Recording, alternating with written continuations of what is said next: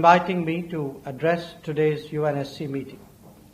Let me congratulate the Tunisian delegation for organizing this important meeting on the 20th anniversary of Security Council Resolution 1373, a landmark resolution in the global fight against terrorism.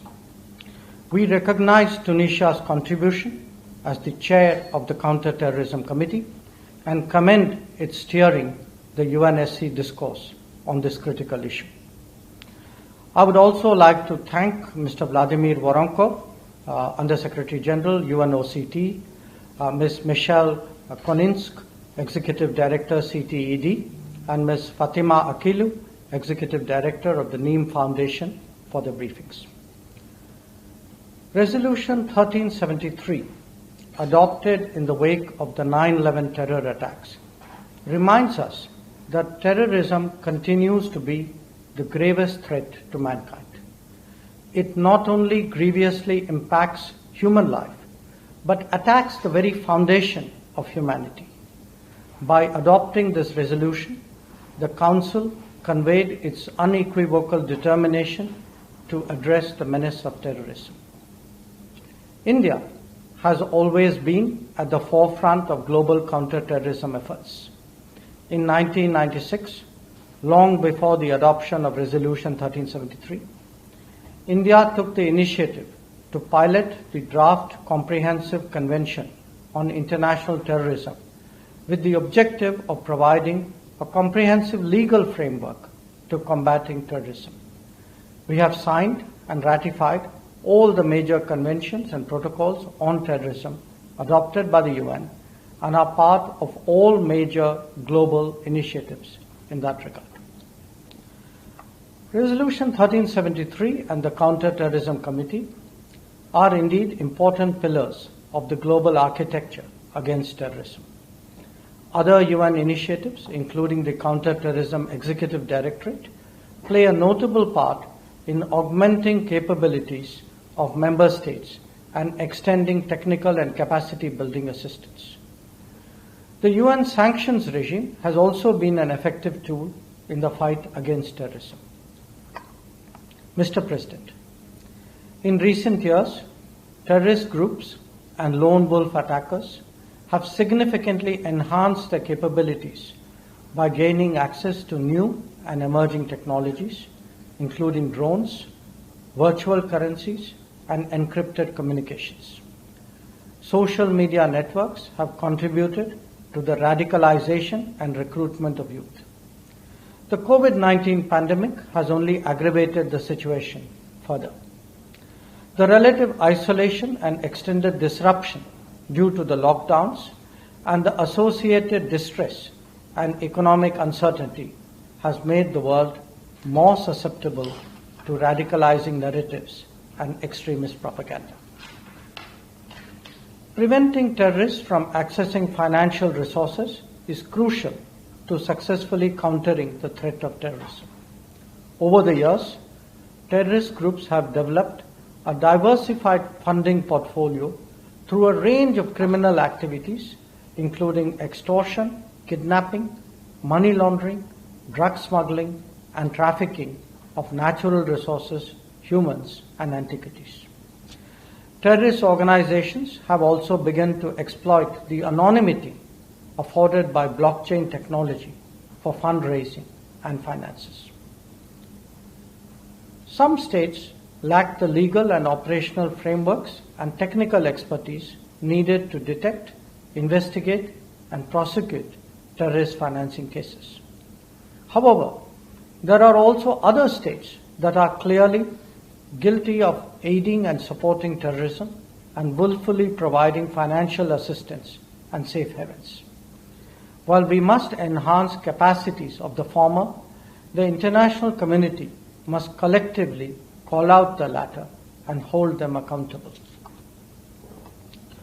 For the UN system to credibly address the menace of terrorism and ensure effective action, I would like to propose 8 points that could, in a way, be an action plan. 1. We must all summon the political will to unhesitatingly combat terrorism. There must be no ifs and buts in this fight. Nor should we allow terrorism to be justified or terrorists glorified. All member states must fulfill their obligations enshrined in international counter-terrorism instruments and conventions. 2. We must not countenance double standards in this battle. Terrorists are terrorists. There is no good or bad distinction. Those who propagate this only have an agenda, and those who cover up for them are just as culpable. 3. Accordingly, we must reform the working methods of the committees dealing with sanctions and counter-terrorism. Transparency, accountability, and effectiveness are the need of the day. The practice of placing blocks and holds on listing requests without any rhyme or reason must end. This only erodes our collective credibility. 4.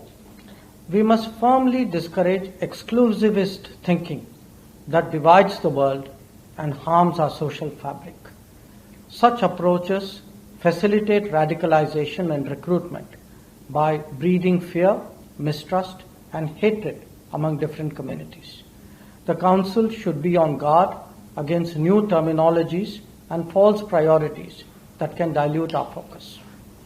5. Enlisting and delisting individuals and entities under the UN sanctions regime must be done objectively, not for political or religious considerations. Proposals in this regard merit due examination before circulation. 6. Linkages between terrorism and transnational organized crime must be fully recognized and addressed vigorously.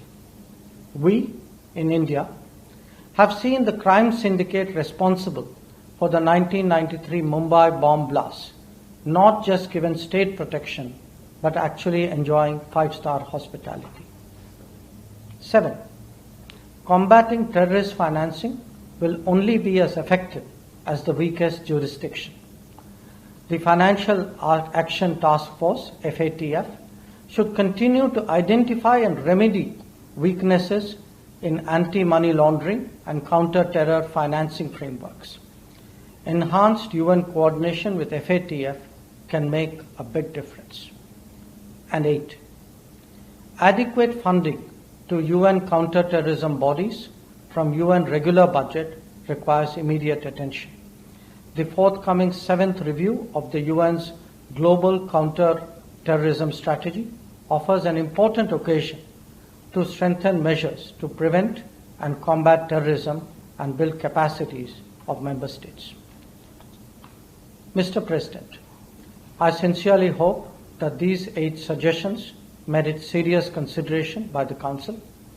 While India has been itself battling terrorism for many decades with great resolve, these proposals have been framed with the interests of the entire international community in mind.